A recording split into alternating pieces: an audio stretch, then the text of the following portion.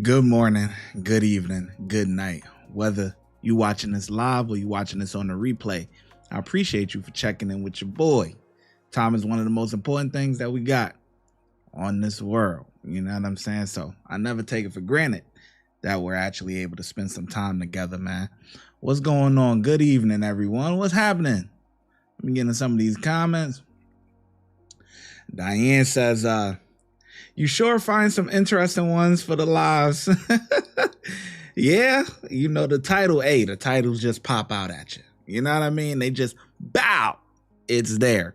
Okay, Wanda says, it was good seeing you today. Anyway, I'll see you in 5 hours. Oh, so you said that a while ago. Yeah, we did a little walk with Shy live earlier today.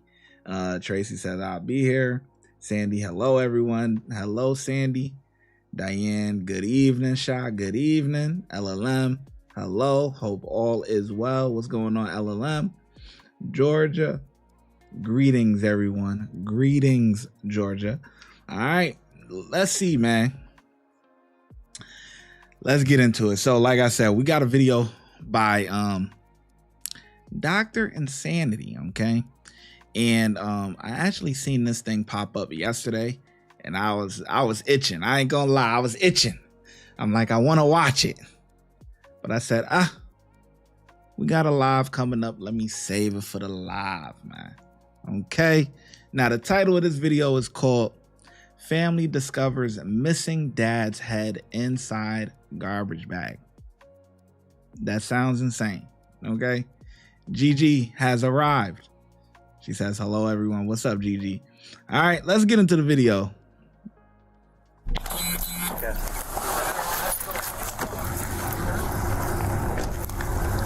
We found some tarp right here, this man. The truck, there was a truck that must have backed up right here, this here, right? Okay. Is that okay? Back up, please. Well, back up. Just back. Oh my God. Okay, back up, please. Back up. Officers report to a seemingly routine traffic incident in Moses Lake, Washington.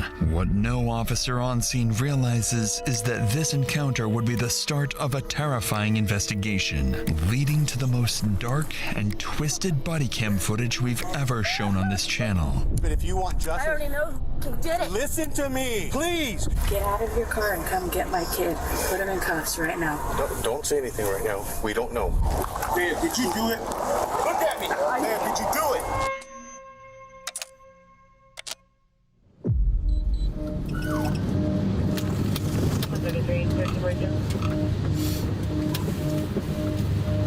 It's an early Sunday afternoon on November 3rd when officers patrolling downtown Moses Lake identify a truck matching a stolen vehicle report logged just hours earlier. Multiple police units have been dispatched, more than typically assigned to a stolen vehicle report. Almost as if, from the very start, police somehow knew this vehicle theft report would soon unravel into something much worse.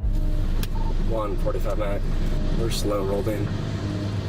Parking at Porterhouse. Inside the vehicle is 27-year-old professional athlete Isaiah Thomas, the former A-star wide receiver for Eastern Oregon University, who is currently armed with a weapon. Well, The only Isaiah Thomas I knew was a basketball player, so that was woo. We might need to buy Shy a new clock. What? What's wrong? I ain't that late. Hey, listen. If I'm like under 5 minutes late, I can't be scrutinized, man. You know what I'm saying? Dude, bro. Hey, go and get out of the car. Get out of the truck, please.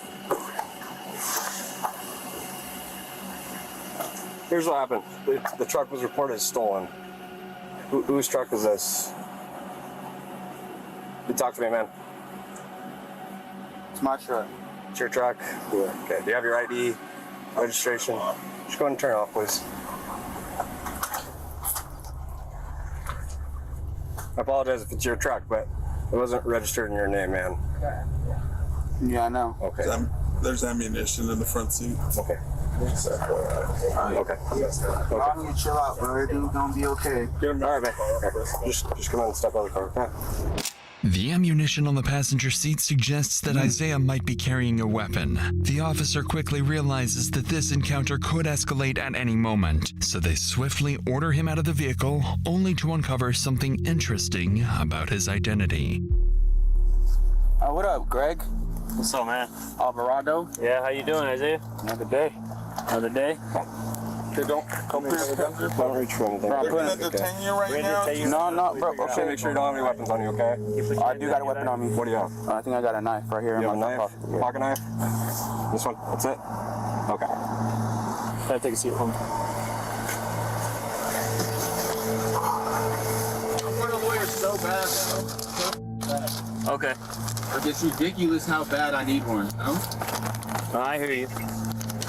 He knew you. Yeah, so I went to high school with him. He was a star athlete, man. Then he started talking. It was kind of weird. Yeah, but It turns out Officer Alvarado and Isaiah went to high school together, and Alvarado recalls Isaiah as a standout football player who went on to compete at the college level. But now in front of him was a disoriented young man, barely able to focus and answer their questions in a stolen vehicle. A stark contrast to the athlete Alvarado once knew. Hold on, what's that bump on your lip?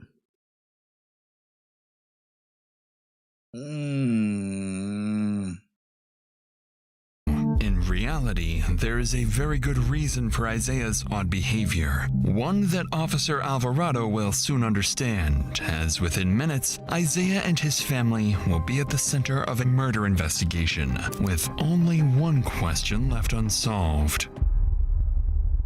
For now, officers decide to contact Isaiah's family to inform them of his recent actions and detainment. They quickly get his family contact details and call his mother, 47-year-old Cassie Thomas. However, the information Cassie provides shifts the course of the investigation in an unexpected way. Hello? hello, this is Officer Alvarado with the Mosaic Police Department. I'm trying to reach Cassie. This is she. Hey, do you have a son, Isaiah? Yes, I do. We had a call earlier about him being in someone else's vehicle. He's in a truck now, a gray Chevy Silverado. Okay. We're trying to figure out if this is his truck or not, because he's saying it is, but the person that called about him said that he stole the truck from another neighbor. No, that's his and his grandfather's. Okay, who's his grandpa, if you don't mind me asking? Richard? Richard? Yeah, he probably let him borrow it. He's staying with his grandfather right now. What's the address? 430 Dale. Yep, that's where the truck was taken. Okay, that's weird. Yeah, no, that clarifies something, because we thought potentially this truck might have been stolen, so we were trying to figure it out. No, I'm sorry about that. No worries. At this point, Wait. But wouldn't they have to get in contact with the actual owner? I know that they got his mom, but wouldn't you have to get in touch with the owner though? Or maybe I'm wrong. Officer Alvarado begins to realize the mistake they've made. Now it makes sense why Isaiah immediately asked for a lawyer. He was being accused of something he clearly didn't do. As Officer Alvarado continues speaking with Isaiah's mom, he decides to ask about something that's been worrying him since the very moment Isaiah steps out of the truck. I went to high school with Isaiah. He wasn't never really like this. Is everything okay? It should be. He should be fine. Okay. He just seemed a little bit off to me when he was talking. Well, probably because he's being accused of something he didn't do. So. It's his grandpa's truck. Yeah, he lives at 430 Dale. But thank you for answering my phone calls and my questions. It actually helps out a lot. Okay. All right. Okay. Thank you. Thank you. Bye. Bye.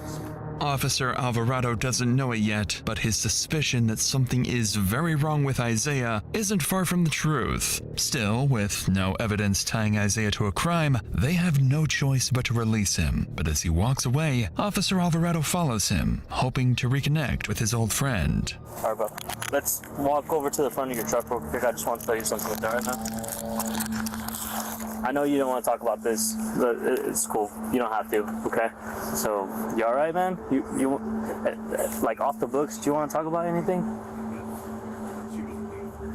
Because I'll turn off my camera right now. We can have a conversation, bro. Like, it's just like we're at a time right now, bro.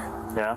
There's a time in everybody's life, bro, where they just need to, like, really reevaluate what's going on, you know? Yeah. If you need anything, please don't hesitate to call. I'll sit down and have a conversation with you, bro. For sure. All right? Yeah. Take care. To Alvarado, it seems Isaiah wants to say something, but he just can't find the words. For now, Isaiah gets into his truck and drives off, unaware that this won't be the last time today he'll be accused of a crime. Dispatch, can I help you? I was wondering if I could speak to somebody about missing person. In Moses Lake? It's my father. Nobody's seen him. Yes, Moses Lake. Okay. And his first and last name? Richard Andrews. And what is his home address? Is it the 430 Dale? Correct. All right, Kelly, I've got this report started. I'm going to hand it over to the officers. I just need you to try to find a recent picture of him. And if you hear from him or anything changes before they contact you, go ahead and give us a call back and let us know, okay? Okay. On the phone is Kelly Kirkendall, reporting that her father, 75-year-old Richard Andrews, mysteriously vanished. Officers are sent to his address, and minutes later, they arrive to investigate. Hello. Well, I'm doing better than you guys. How's it going? How are you? Carmen. Carmen? All right. You know me. Let me just talk to you. Waiting for Sergeant Rodriguez are Carmen, Kelly, and Cassie, daughters of Richard Andrews, the missing elderly man. The two on the side look just alike. Like, they got the same face. Cassie and Kelly, they literally have the same face. Yo, what's up, Tracy? I see you. As he begins speaking to them, hoping to learn more about their father's disappearance, a familiar face steps out of the house. So, we have no idea. The neighbor talked to my husband. This is my husband, Mike. Hi, Mike. I'm sorry. He hasn't seen him in a day and a half or so. I haven't seen him longer than that, but his phone's been ringing. His sister's called. Nobody knows where he's at. So. Okay. And is this normal? No. What's wrong? Okay. What's that? Nothing. Do you know where is it your grandfather? Yeah, it's my grandpa. Do you know where he's at? No, I have no clue where he's at. No. He didn't tell you anything where he was going? Did you see him leave? No. So basically what I did see was him talking to somebody out here. He was kind of like parked a little farther out. Like he pulled off to the side a little bit. They're talking in the window. I looked down. That's it. He did tell me that he was going up to the res, but I just got confirmation from Greg, right? But he's not there, so I don't know. Which res?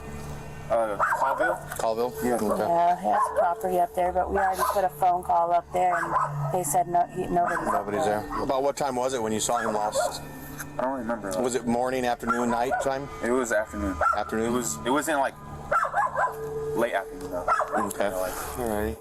While officers are surprised to be speaking with Isaiah and his mother Cassie for the second time that day, their priority right now is finding his grandfather, Richard. With the timeline now established and Isaiah believed to be the last person to see Richard, Sergeant Rodriguez turns his attention to him. But as their conversation unfolds, he begins to notice something strange about this family. Isaiah, you said.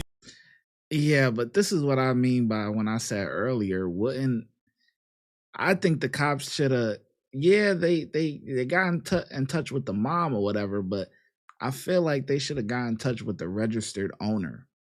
And like, let's say they went with that theory, right? Or what I'm saying.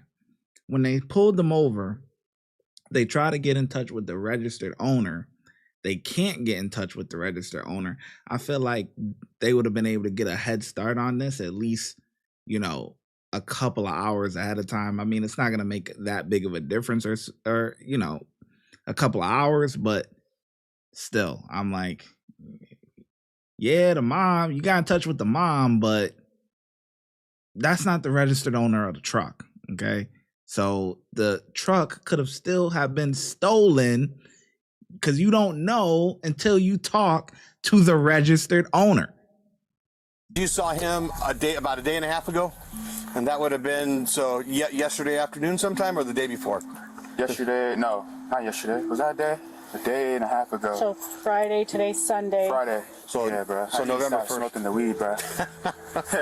When you saw him, what were you doing? What was going on with that? Right there, smoking. Okay, and where was he? Right there, talking to that guy. And then I looked down, boom. And then that was that. Okay, Like, was it weird for you that he wasn't here or anything like that? No. Okay. He'd be gone for weeks. Yeah. Oh, because he has his property. He'd be gone for weeks at a time. No one would be hearing from him. That's why he's tripping. Why are we tripping? Yeah, bro. Y'all. But the only thing that's weird is that he left his wallet here. That's the only weird thing that got me. Okay. But it's not. That's very strange to me. But it's normal for him to be gone weeks at a time. But we know where he's at. Usually down at the call room. Yes. What stands out to Rodriguez is how differently the family reacts to the disappearance of their relative. While Isaiah and his mother Cassie suggest that Richard's absence isn't especially unusual, with Isaiah even casually smoking weed, his daughter Kelly sees it very differently and appears genuinely concerned for her father in a way the others do not. That's when Isaiah's father, Anthony, arrives, bringing with him the breakthrough they've been waiting for. Yeah. You're talking about up there? Yeah. So you need to go down to a shop and take some pictures down there. So to me, it looks like there's something going on down there. It looks like some burnt shit that's laid out there and some. Where's his shop? His shop's down in the valley. You know where the motorcycle shop is? That's just, if he's not here, he's usually down there. Oh, I got you. I thought something. Do you think something else is going on down there? No. I'm just saying that if he's not here, he's down there. No, he's asking. No, what I'm saying is that's something that was out there. It was looked like there's some burnt up shit out there that's never been there. So I don't know the address. What's Carmen's address? Was a day and a half ago. He's already out. Bro, why y'all keep all in? No, bro, y'all pissing me off. Hey, you're pissing me off too. Everybody pressing me like I. No, that's okay. You're the closest thing to him. Okay, the last and I person told we you. Seen, that's why. So I'm not gonna get. No need to get frustrated about it. I just have to keep repeating myself. Would you be able to take one of my officers down there to where the shop is at? Yeah. Just so that way we know exactly what we're talking about. Right. And so that way if he's there, that's great. Right. Do you remember what he was wearing, Isaiah? I do not recall. Because that's part of the report that I'm taking, so I can enter it into the system. I'm not bugging, bro. Okay, I know. I'm just letting you know. Gray slippers, I think. Okay, but we leave that. No, those are in the house. So remember you need jewelry? Jewelry. No. You don't wear jewelry. No, let me. I'm sorry. Let me talk to him. Thank you. You don't wear jewelry. Okay. You want to have him follow him? Yeah. So, because we don't know the exact address, if you want to follow Anthony down to his shop down in Cascade Valley. Okay. His cell phone's here, wallet's here, everything's here, dog's here. Just whatever he had on his person in his pocket is all we have. Okay. So, all right. Thank you. Anthony and Georgia, 100%. You see how every time the cop try to talk to him, the mom want to be right up underneath, like 100%. You can see there's definitely two different parenting styles between the mom and the dad, for sure. several other family members head to the shop with a deputy, while Sergeant Rodriguez stays behind to gather the remaining details. As he does so, he takes note of the family's statements so far, and what stands out is Anthony's frustration with Isaiah. It seems like the two of them know something the others don't, as the way Anthony questions his son sounds like he's accusing him of being involved with Richard's disappearance. Meanwhile, Isaiah is being defensive, claiming everyone is overreacting. His mother, on the other hand, remains calm, smiling, and at times even answering questions that weren't directed at her. Rodriguez notes the contrast in this family's behavior and steps away to drive to Richard's shop. But before he can go, Isaiah's mother would make a horrifying statement, one that would come back to haunt her. So I'll get this logged in, and then if you guys have anything, give me a call. Get out of your car and come get my kid. Put him in cuffs right now. Don't say anything right now. We don't know. Okay. So yeah, let me know. Okay. Thank you. Those statements are coming from Isaiah's mother, Cassie, as she approaches the officer just out of frame. In a sudden shift, Cassie tells the sergeant to arrest her own son, catching him completely off guard. Just moments ago, she hadn't seemed particularly concerned. Now she's adamant that Isaiah is guilty of something. It's a sharp change in behavior, one that leaves officers wondering if Cassie knows far more than she's letting on. For now, the sergeant doesn't fully understand what Cassie's implying, but in the next few minutes, her urgency will make a lot more sense. By now, Anthony is on his way to Richard's shop, just 2 miles from the house, with a patrol unit following closely behind. And as the first deputy pulls up to the shop, he notices several other family members have also gathered. Expecting to find a lead on Richard's whereabouts, they would instead uncover something no one was prepared to see.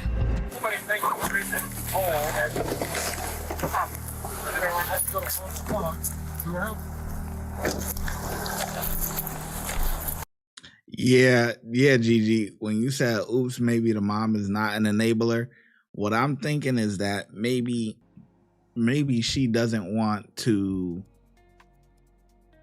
She in front of him, she acts one way, but behind closed doors, she probably knows, they have a feeling, what's going on and stuff like that. But, the way that she came off, it was definitely like, but she saved herself a little bit by coming up to the officer and saying that. But I don't know, maybe the mom is afraid of her son. Maybe that's why she acts like that in front of, I don't know. Because let's think about this for a second. Why is their kid even living with their grandfather to begin with? What's going on with the parents' household? Why isn't he living with his parents? I don't know. And we're probably not going to get into all of that with this video, but these are just things that come to my mind, because typically people that go live with other relatives and stuff, there's something going wrong in the household.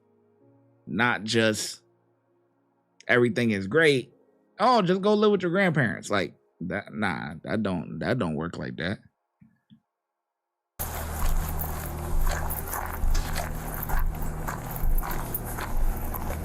Well, it's on some chart right here. They're saying there must have a truck that must have backed up right here. That's it, right? Okay. Is that okay? Back up, please. Back up, please. I want to see. I want to make sure. Back up. Hold on. I don't see anything. Him, calm down. Oh my God. Okay, back up, please. Back up. Okay, ma'am, can you come this way, please? Ma'am, can you come this way, please? Ma'am. Out of the crime scene. 141, Mag. I need 106 to my location.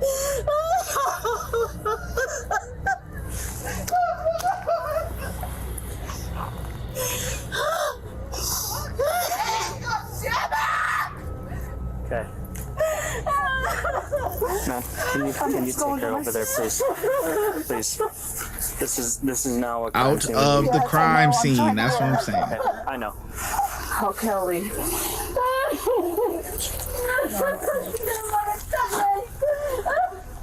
Sarge, he's buried in the ground. There's someone buried underneath the ground.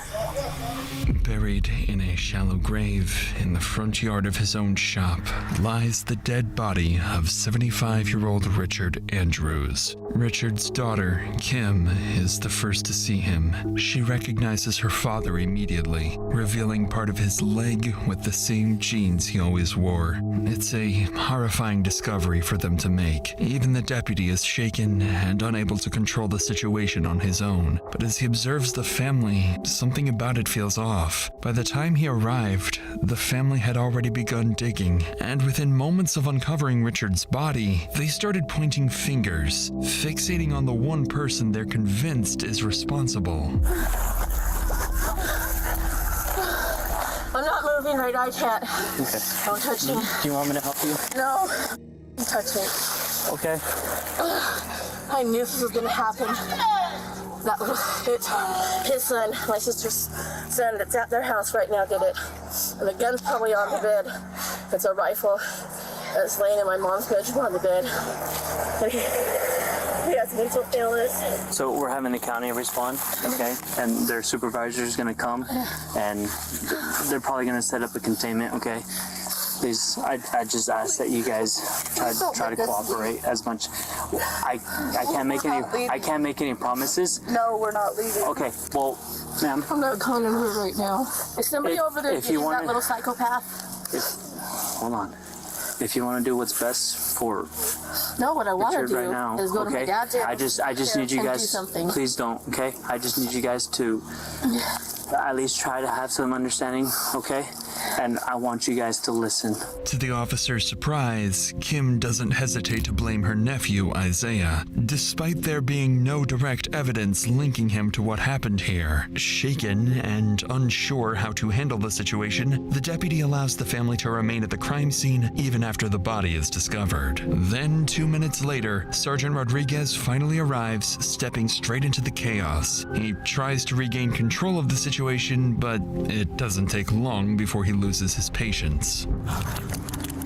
Where are they at? He's under there. Okay, we didn't touch it, did we? They touched it when I was coming up here. They were touching it. Ma'am, let's get away, please, ma'am. Ma'am, we need to preserve, okay? Come on. Come on, we need to make sure that we do this, okay? Here, I'm right here. You want my hand? No. Okay, I'm sorry. Yeah. Stand over here, please. So we have the cards. And then it looks like there's some stuff burned. Okay. Yeah, we need everybody, please. We need everybody back, please, okay? Ma'am, we do need everybody out of here. If you want, we need to preserve this, okay? I get it, you're upset. But if you want justice... I already know who did it. Listen to me. Please. I know you know. Yeah. We need other things to make this work. Please. Please. Despite Kim's certain... Thank you. We need somebody to take charge here, man. I get it, the officer. I get both sides. I get it. They're grieving, this, that, the third. I get it, you know. Like Gigi said, if I was her, the police would have to physically move me. I get that side of it. But the other side of it is that you got to let the law do what they got to do. There's nothing wrong with grieving, crying. You just seen something terrible. You know what I'm saying? That you'll never forget. You know, it's going to be imprinted in your brain. The smell of death, seeing death, and something, you know, someone that's so close to you. I get it. But go cry over there. You know what I mean? Like, it sounds cold.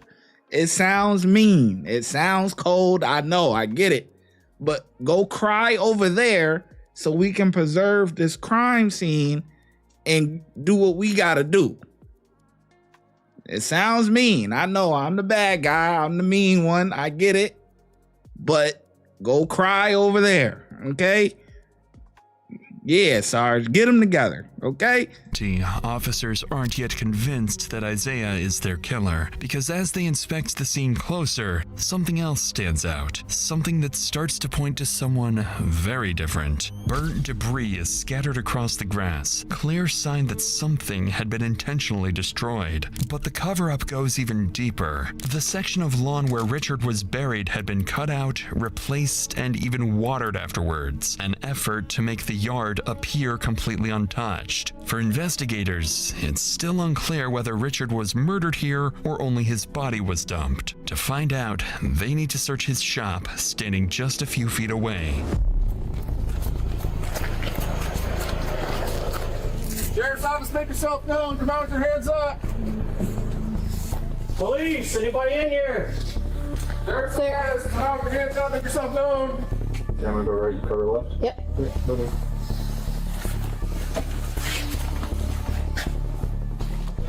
You want to bump up to that door? Got it? Clear.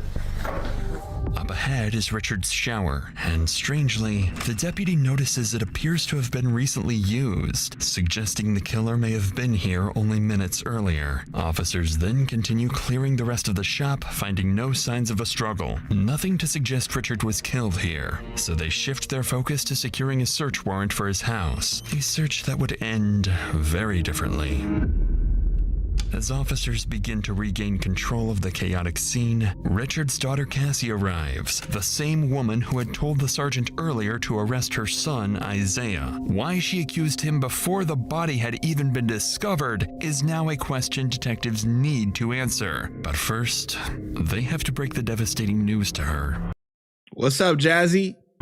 Yeah, we can't. I know. I'm sorry. I need to see. No, we can't. We're gonna. I just need to see. Just go around now.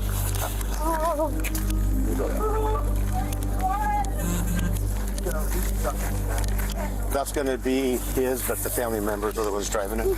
So. What? No! Please, let me see. No, you can't go. Now you can't. Listen, you I can't. just gotta see.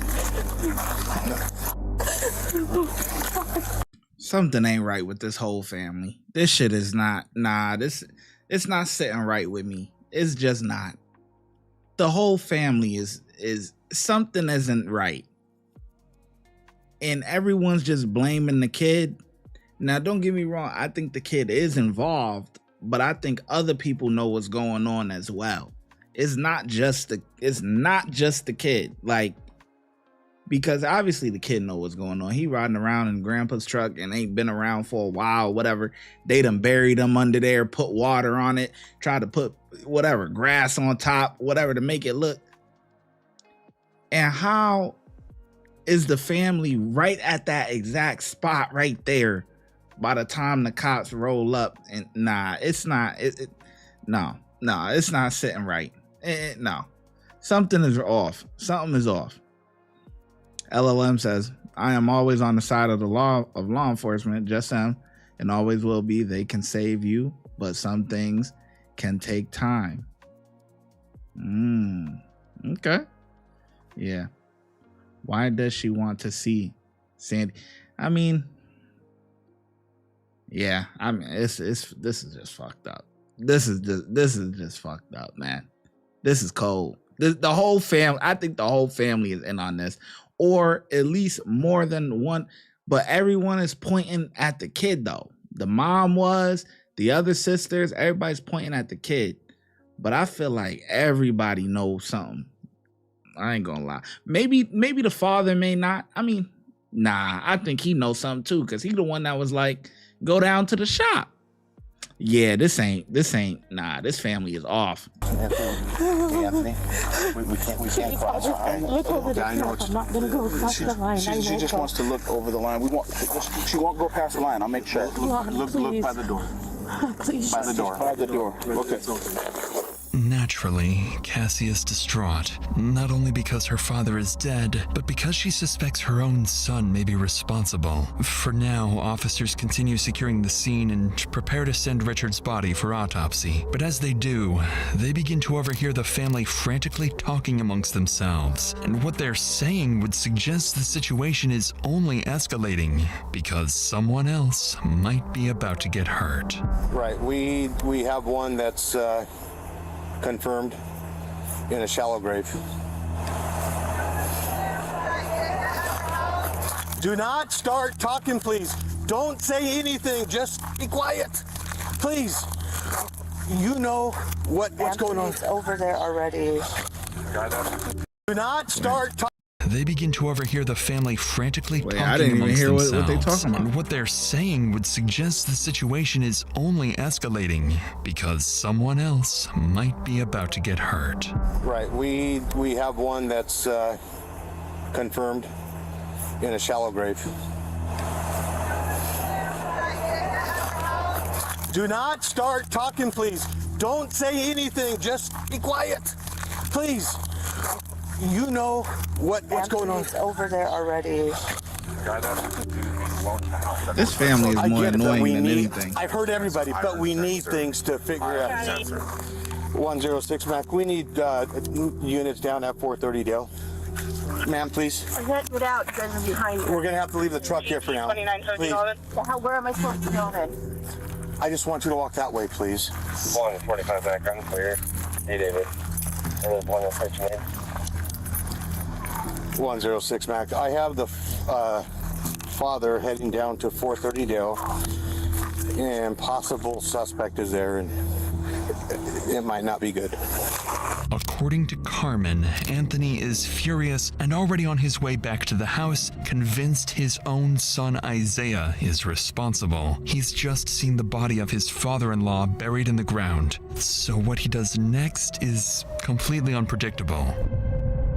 Multiple units are quickly sent to the house, racing to get there before Anthony confronts Isaiah. Minutes later, officers make it to the house just seconds ahead of Anthony, who is right behind them, along with the rest of the family, all demanding answers. Oh boy, this is gonna be chaotic. Let her get a point, David. Get in the back. Nope. Just stay back. Stay back. Stay back. Back up. Stay back. Go back now. No, come on. Did you, Isaiah? Nope. Need you guys to stay back, okay? Please. Just to the left. Secure him in your car. Thomas. No. Frisk him for weapons, please. Sam, did you do it? Please stay back, sir. Sam, did you do it? Look at me. Did you do it? Please. I need you to stay back, sir. Did you do it, Isaiah? Look at me. Why would I look at you? Yeah, you're my firstborn. Did you do it? There. One more time. No, bro. Oh, I'm sorry. That's not the same. My lawyer. All right, just go ahead and get in here. Have him take a seat. Wow. Close the door. Here's the deal. That's family. Okay. One of their family members on deceased, right? Yeah. So they came down here to confront him because they think he did it. Yeah. The only reason he's in cuffs right now is we don't. I thought he was like the suspect. No, we don't have BC or reasonable. Right now he's in there because they think he did it. We need to keep them separated. Okay? Okay. Got it? Cool. For the second time, That's what I was gonna say. Like, what evidence do they really have? I know everyone is blaming this guy, but what evidence do they really have that he did it? I didn't see none yet. I haven't seen any yet. Any of the family members could be whatever. So, but I'm glad that the cop explained they're just detaining him just to kind of keep him separated from the family or whatever. Because damn, why the fuck is he in cuffs? He you know, technically, what evidence y'all got that I did it or that I'm a suspect? today, Isaiah is accused of a crime. Only now, it's something far more serious, and the accusations are coming from his own family. They stand by, watching as he's taken into custody, convinced the case is now solved. But what officers are about to uncover would complicate everything, revealing that no one in this family can truly be trusted. But before we get to that, I used to just keep all my money in my bank account, not really thinking it was possible to grow it without having to wrap my head around all the different Get your money, Dr. Insanity. Get your money. I respect the ads. Get it. I got you. Speaking with the rest of the family, but by now Richard's daughters are too shaken to talk. So investigators turn to his son-in-law, Greg, one of the first to discover the body, and they're about to learn that he has vital information that would begin to piece together this meticulous murder. So let's start from the beginning. How do you know the guy who works on the shop out here? Richard is my father-in-law that I married one of his daughters last year. Okay, so he is your current father-in-law. He is my father-in-law, and we live across the street. Okay, so you're pretty close with him. I was very close to him. Okay, what do you think happened? I think that there may have been some type of transaction at Richard's house with Isaiah. I don't know exactly the full details of what's going on with him, but I know he's been having issues, paranoia issues, and things of that nature. What do you mean by transaction? Like an altercation? Yeah, what I think is Richard's, he's old school. He's not into the whack of tobacco or the marijuana. And I think maybe he confronted him. Somebody said something about the tarp that you saw. Yeah, I had a tarp. We had a tarp at the house. And I'm not saying that's the actual tarp, but I know that it was a brown and gray tarp. That you had at your house? That we had at our house, and I can't. It was sitting right there, and really by my truck, but where the barbecue is and stuff, and I haven't seen it, so I don't know if it blew away. I don't know, but it was missing. And sure enough, when the family began digging, they discovered Richard's body had been fully wrapped in a brown and gray tarp. With that tarp belonging to Greg, it now raises two possibilities. Either he just incriminated himself, or whoever did this used it specifically to frame him. And Greg has his own theory about who may have set him up. Isaiah's been acting pretty strange lately. You've met Isaiah? Yes. Has he ever been to your house? Yes. Okay. And the last time he was there, he was super paranoid about everything. Does he drive Richard's truck very often? Everybody drives Richard's trucks often, to be honest with you. Okay. People drive them all the time, but I do know that Isaiah was pulled over today, I want to believe. Yeah. In Moses. You had mentioned seeing tire tracks, is that correct? Correct. Going into the grass. Going into the grass? Yes, sir. Tell me about these tire tracks. I seen it appeared either somebody was backing in or somebody had turned to the right, I believe. Okay. And I seen the tire mark going into the grass, and I seen, that's when I seen it, and then I noticed the hose and everything like I told you. Is it common here on the property for vehicles to go into the grass? Negative, he never goes on that grass. According to Greg, Richard's truck was shared and often driven by multiple members of the family, which immediately complicates things, as the tire tracks officers identified at the crime scene no longer point to a single suspect. But just as leads begin to run dry, officers would learn that the search warrant for Richard's home has finally been approved. So detectives quickly wrap up their interview with Greg and head straight back to the house. The moment they step inside the home, the detectives notice a strong scent of bleach in the air. All surfaces have been wiped down, and inside there are clear signs of a cleanup job. Detectives know they're dealing with a methodical killer, possibly more than one, but even then, they would overlook something critical. When detectives inspect the house more closely, they notice spots of blood on the back door handle that had been missed. Their first real piece of evidence tying Richard's house to his murder. And then they stumble upon something even more significant.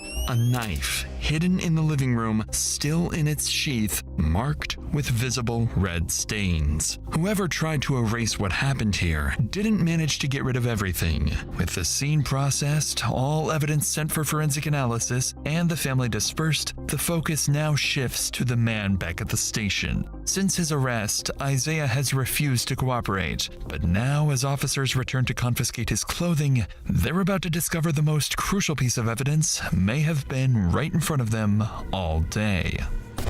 Okay, Mr. Thomas, can you take off your shoes?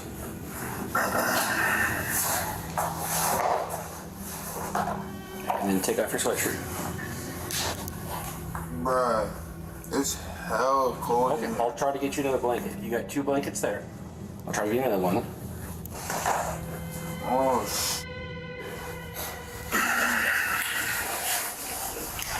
When officers hold up Isaiah's shoes, they notice they're covered in dirt and possibly dried blood. It's the first and only detail that could place him anywhere near the crime scene, but it's far from definitive. With the day coming to an end, investigators finish processing their findings and prepare for tomorrow, hoping they'll finally be able to answer what really happened to Richard. As for Isaiah, by continuing to refuse to speak, he has effectively handed his fate over to his family, who have already begun forming theories and accusations with even...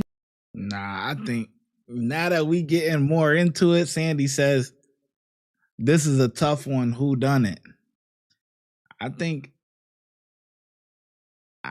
Isaiah may have done it, but I think other people know, or other people were involved. I don't think this is just something that only Isaiah because the family is just super weird, like super weird.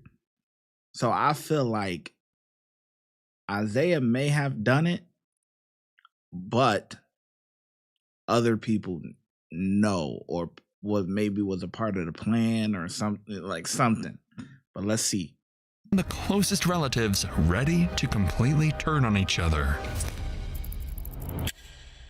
The next morning, after nearly 12 hours of detectives digging through the family's past, troubling rumors begin to surface alleging Isaiah might have been involved in an old cold homicide case that remains unsolved to this day. Detectives also hear whispers that Isaiah's own parents may have helped cover it up, and may have even known what happened to Richard long before anyone else. These are serious allegations that detectives will need to explore carefully, but right now, their immediate priority is uncovering what truly happened to Richard and who's responsible. To do that, they begin calling family members into the station for formal interviews. The first to arrive is Isaiah's father, Anthony. Among many other details, detectives need to address one critical question. Why was he so quick to suspect his own son? Was it simply a gut feeling, or did he know something no one else did? Oh, I think it was a week ago, right? When it was the week before this incident happened. And Kim is like, you guys need to come down here. And Isaiah's acting crazy. We go down there and we walk in the house. And as soon as we get in the house, he's like, he has this big bag of weed that you could tell that he got from like the dispenser or whatnot. Mm-hmm. It's big. On my eyes, it was about this big. Yeah. What the f are you doing here? Like, this is what you kicked me out of the house for, right? I was like, yeah. He says, what the f are you doing here? This has nothing to do with you. And I was like, listen here, man. Your aunt was scared because you're wilding out up in here. So then I'm looking at him, and he was like, say I'm lying, say I am. He's got a butcher knife like this, and he's just like, but he's like crying, say I am. And say, if he had got me, it would have been all of us, So I just said, I'll leave. Where did I mess up, as a father? Did I do something wrong? Like, what did I do? Because this is not you. And he was just like, you're the best dad ever, man. I couldn't ask for a dad, man, better than you, man. It's kind of like, you did everything right. You're a great dad, man.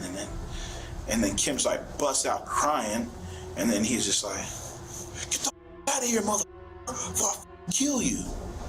Naturally, this account from Anthony catches detectives off guard as they realize the incident may have foreshadowed everything. So they pause the interview and look into it, confirming that it did in fact occur. 1 week earlier, police were called to Isaiah's aunt Kim's house after reports that he was experiencing a manic episode. And as detectives review the bodycam footage of that incident, it quickly becomes clear why the entire family believes he did it.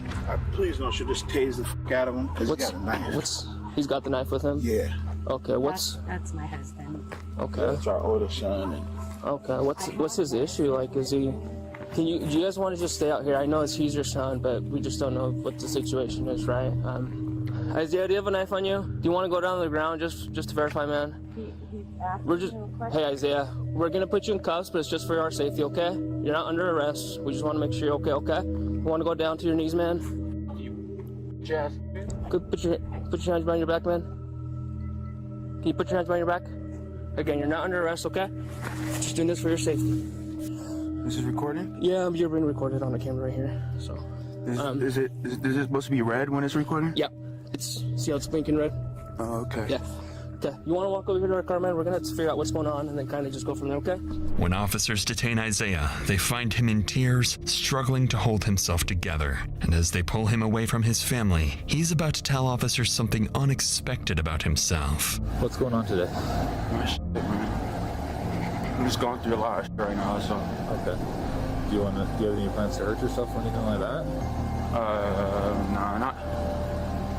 I mean, I guess everybody do, but I mean. Do you have any plans to hurt yourself today? Nah, not today. Okay. But this past week. Just having a rough time. Yeah. But it's all good, bro. I'm bounce back, bro. I'm gonna shake back. Yeah, but it's all good, bro. I'm gonna shake back again. Yeah. And again. And again. Do you want to go to the hospital or anything like that? And again, huh? Do you want to go to the hospital or anything like that? Nah, bro. It's good. Like, I'm good. So what was the deal with the knife?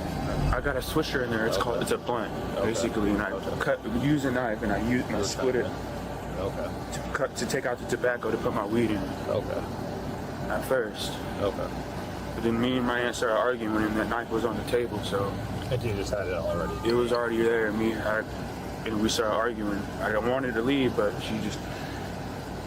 It's not that big of a deal. I was a good person, bro. No one said you're not a good person. I've never met you. I'm just saying, bro, like. And what happened? I just lied, bro. Clearly, there is sympathy in the officer's voice as he realizes the man in front of him has been dealt a very difficult hand in life. And although Isaiah downplays the incident, in hindsight, it would read very differently. Because perhaps this was the last and only time something could have been done to prevent the tragic fate of Richard Andrews.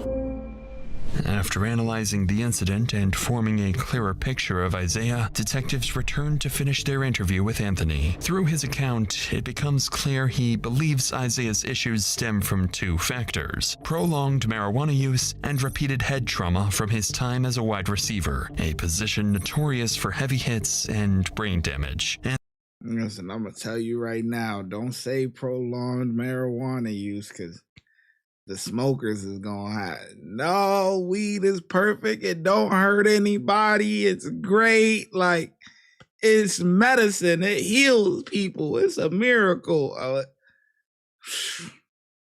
Don't say that. We just going to go with the head trauma from football, the CTE, man, because the weed smokers is going, you know how they going to get. It's, boy.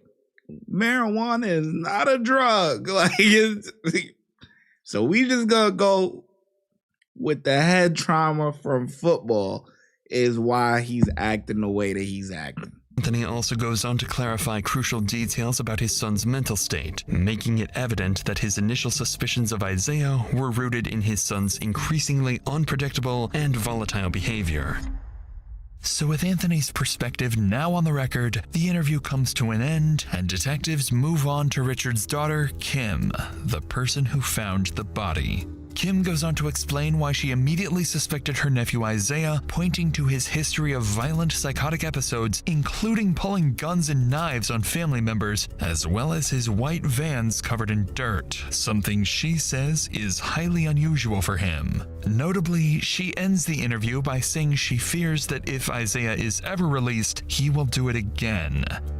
With the case against Isaiah growing stronger by the minute, detectives then shift their attention to two more family members, Richard's daughter Chrissy and her partner Floyd. Unlike everyone else, these two family members are about to become Isaiah's best and perhaps only chance of shifting how detectives view Isaiah's role in all of this.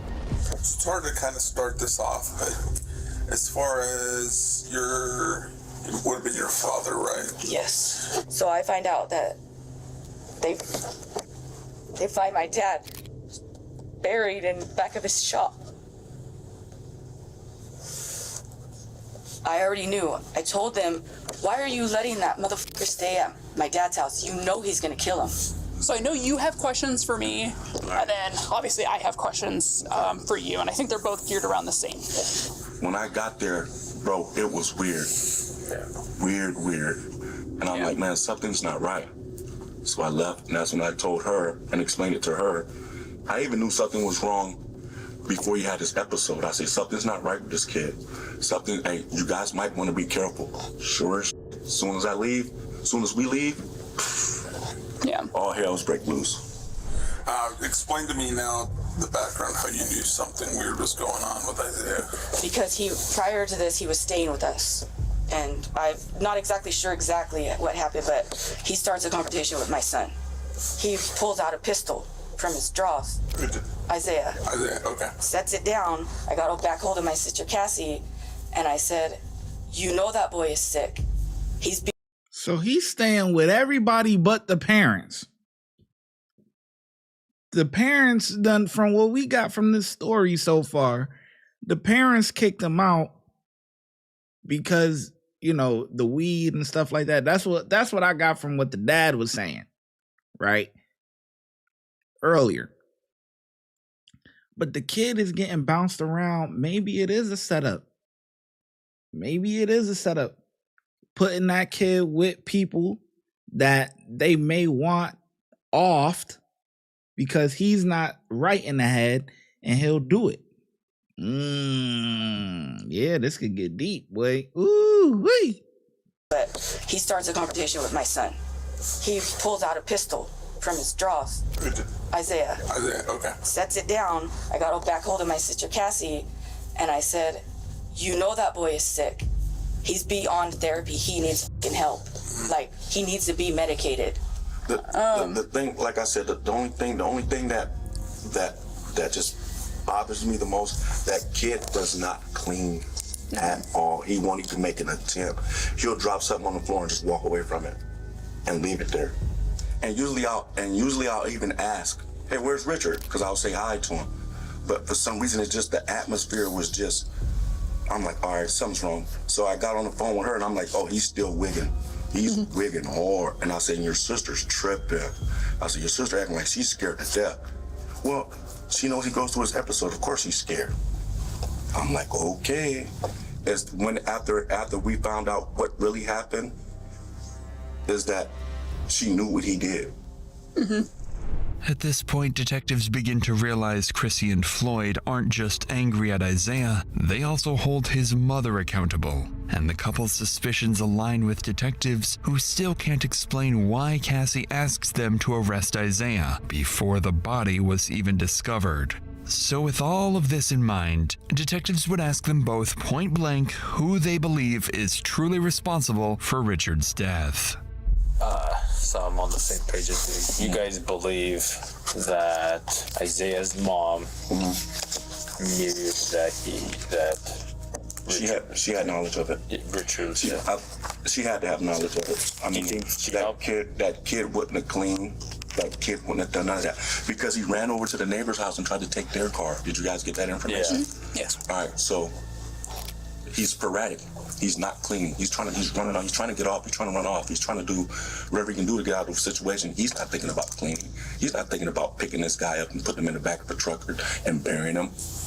And then going down to the valley to go get a tarp. Then go back up there in her dad's truck and they see it and go back up to the house and wrap him in the tarp and then come back and down to the valley, which is across the street from her sister's house, and bury him. When he found his house. When you said that you believe that she knew, do you believe that she helped cover the body and clean up? I can't go that far. Okay. I can't go that far because she doesn't have that mentality. At the end of this conversation, if she's not arrested by then, I don't know what to tell you guys, but she didn't sod it up like per se, like, oh, Isaiah's gonna do this, and she manipulated the situation to her advantage. She knew what her son was capable of. She knew how to get him to that point of manic and psychosis. To detectives, she sent her son on a crash dummy mission, man. Yeah, this is like what gangs do. Yo, sent her son on a crash dummy mission, man. You know, when the gangs, when they get the young ones getting in recruiting and all of that stuff, they send them on the dummy missions. Like, yeah, go do this, go do that, whatever. See, that's why you got all the young kids out there wilding, but it's really the older guys that sending them on these crash dummy missions. This is the same thing. She knows, the mom knows, and the father too. Like, let's not be dumb here. But this is the mom side of the family though. Like, but they know, those parents know that their son is a ticking time bomb and he's capable of some dangerous things, right? And they're sending the son to live with different people, whatever, yada, yada, that they may want offed. You know what I'm saying? This is what, yeah, I like this couple right here, the sister, Chris, and the black dude, her man, and all that. They got their head screwed on right. Everybody else, nah, man. Nah.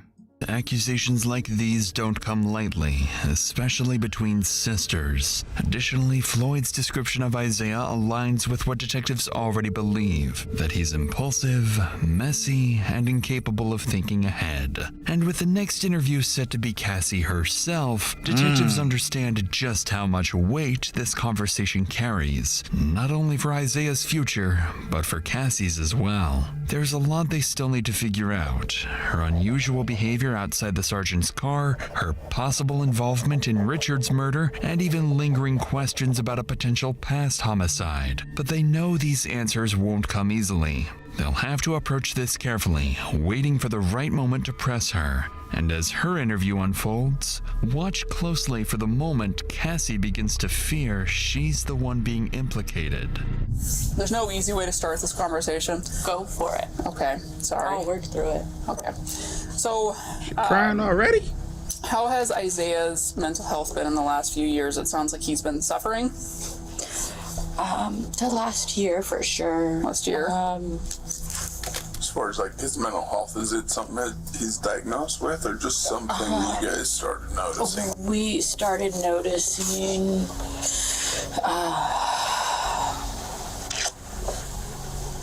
I'm trying to remember everything. October, it was before October of 2023. So back for around... Yeah. I believe that's when he started smoking, and he didn't want to work. He didn't want to do that type of stuff, and we kind of were like, well, he's going through it. You know, he's done playing football, and that's something he's done since he's 5 years old. You know, big life change. Oh yeah, no school, no schedule, no workout. Clearly, Cassie appears emotional, possibly even carrying a sense of guilt as she speaks about her son. Beyond that, nothing about her behavior stands out to detectives as suspicious. But as the interview continues, she begins recounting the same incident at Chrissy's house, where some noticeable differences between her story and the rest of the family starts to emerge. I knocked on the back door. She doesn't keep her back.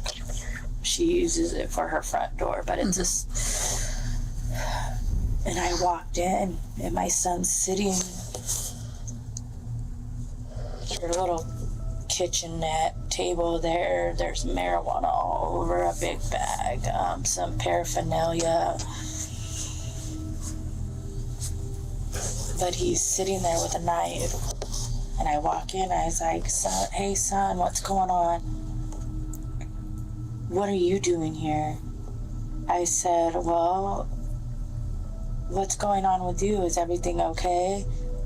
And he didn't see my husband. His dad came in behind me, and he's seen his dad, and instantly he's pissed. What the are you doing here?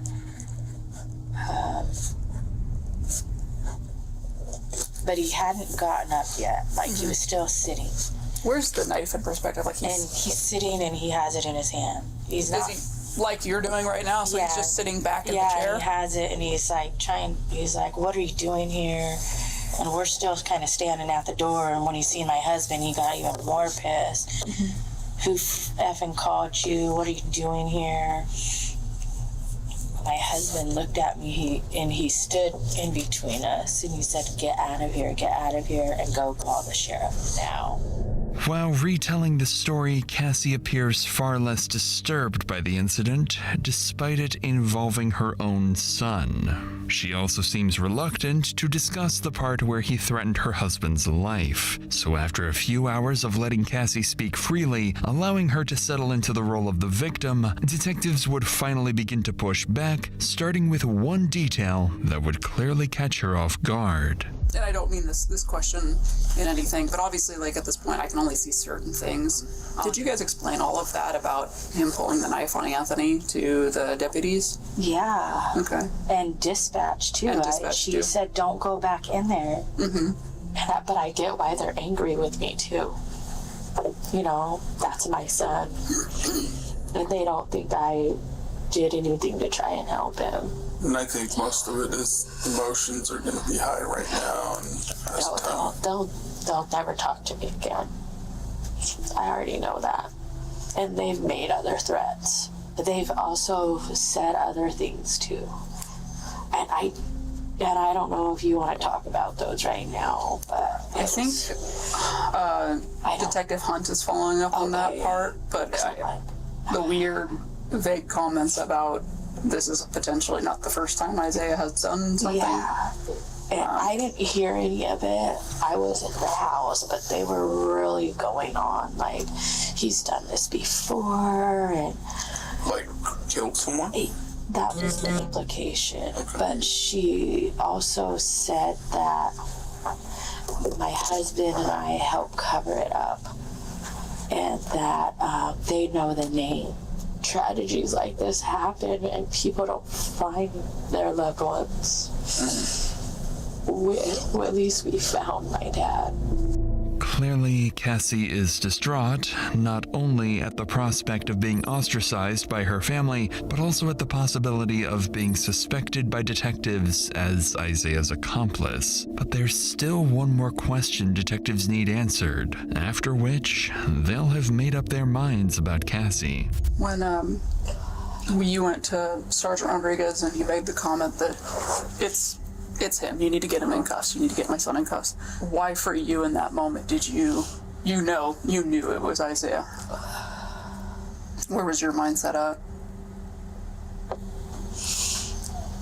I know I'm asking you to explain like a gut instinct. It's just... I was just the things he kept saying, like, you guys, why are you pressing me?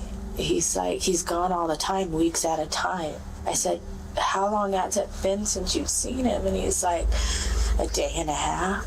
So you've got kind of every other family member that's here that's worried and everything like that, and his response didn't seem to match your guys's. Right. You just know. You feel it. It's just like... Then I'm like, he has to get handcuffed. He has to go to jail. You know? I just felt it. And I'm his mom, you know, and I'm not in denial. And I do think personally you did the right thing. I think you handled everything as best as anyone could, as best a parent could. And I don't think that me saying that's going to bring you any comfort, but I do believe it.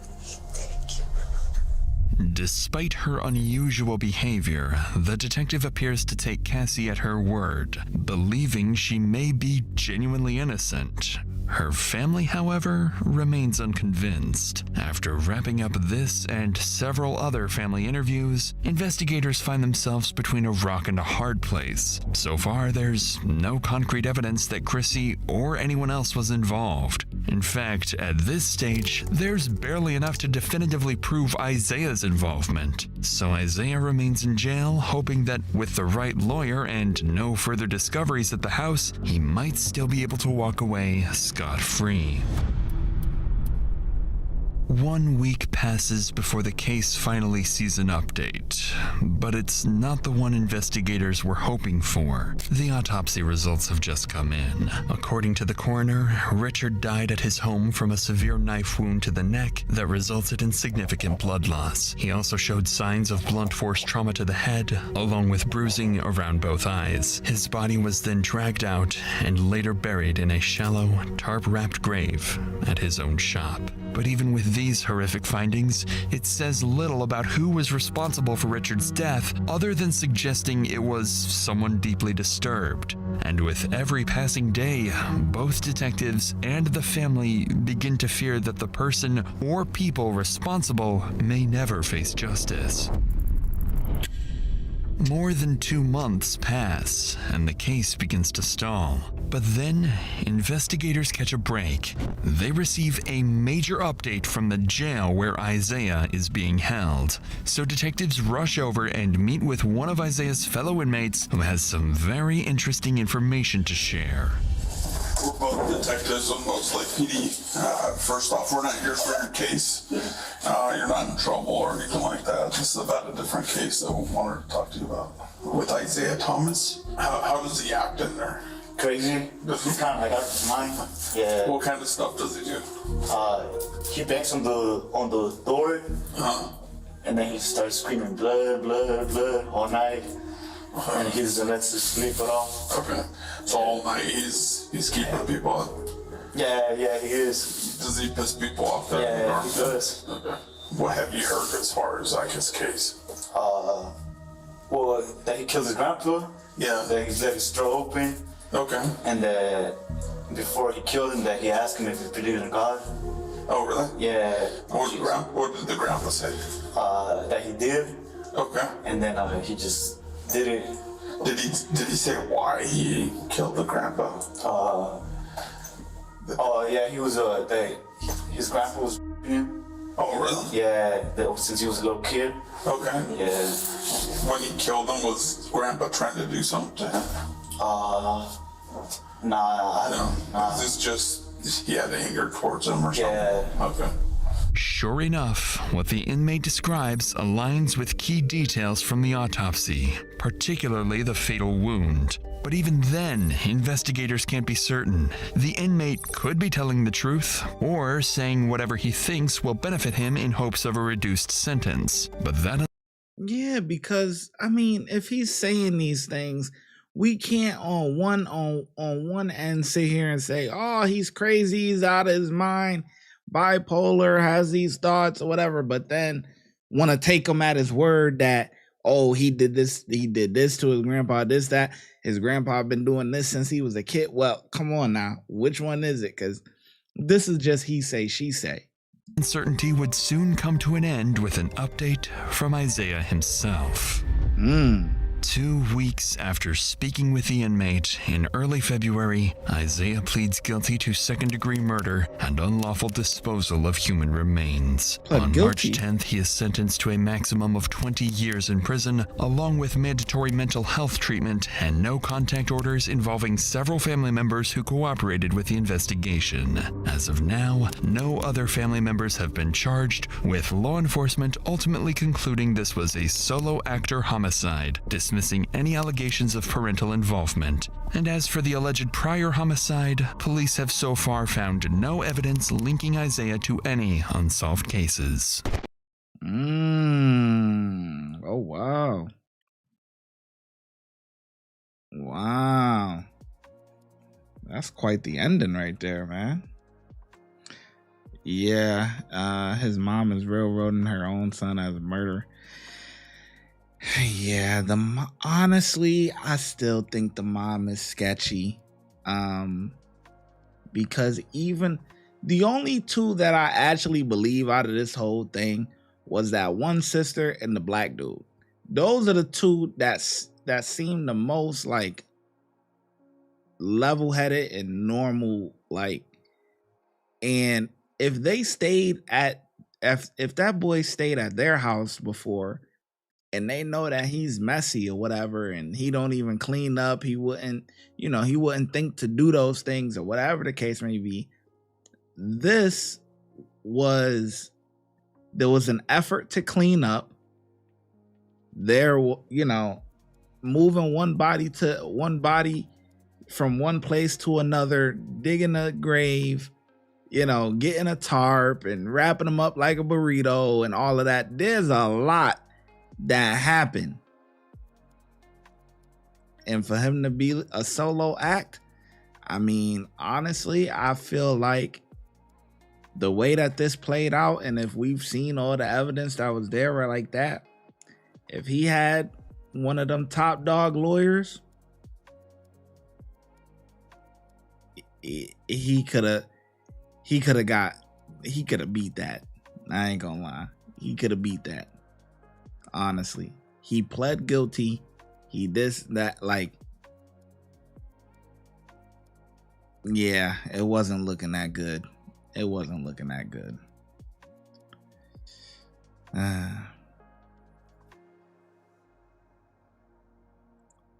Well, Wanda, I'm glad you didn't spoil it You know what I'm saying? Wanda's learning. You know what I'm saying? She spoiled one of the videos before, but this time she held it down. She let us watch it, enjoy it. You know what I'm saying? Yeah. All right. This was a crazy video. So grandpa was touching him. Yeah, like, yeah, no, that's a whole nother thing. I think the family is just, they not wrapped too tight. The only ones I like is the one sister with the black dude. That's it.